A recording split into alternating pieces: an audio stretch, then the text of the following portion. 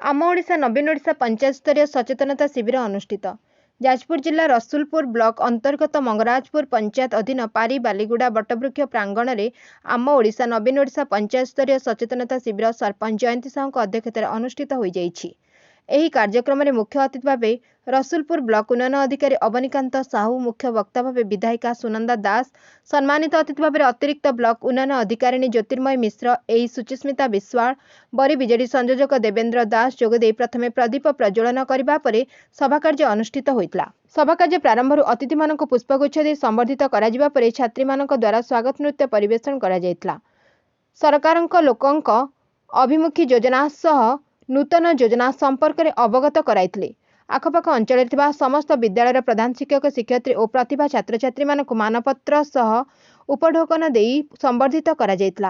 आपण जानिछन्ती आम ओडिशा नवीन ओडिशा कार्यक्रम माध्यम रे सरकार विभिन्न ग्राम पंचायत रे लोक मानक पाखरे पहुँचुछन्ती। एही कार्यक्रम रे बरी कन्स्टिट्यूएंसी अंडर रे आज मंगराजपुर रे एही आम ओडिशा नवीन ओडिशा रे जीपी अवेयरनेस कैंप आयोजित होइछि।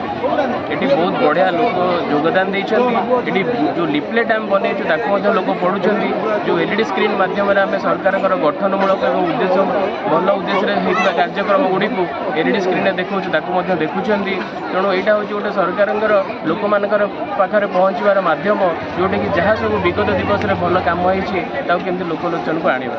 सर ये जो कार्यक्रम चली लोक सर सचेतनता हो निश्चय सचेतन होती। आपण लिफलेट देखो समस्त हाथ में गोटे गोटे लिफलेट अच्छी जहाँ भी लिफलेट रहीगला आम आगामी समय घर घर जा प्रति हाउस होल्ड बांटी दबा जहाँफल लोक मान पाखे सरकार कौन कार्यक्रम अच्छी आगू कौन अच्छी सब विषय धारणा आसो आ खबर पहुँचे। निश्चय सचेतन हो।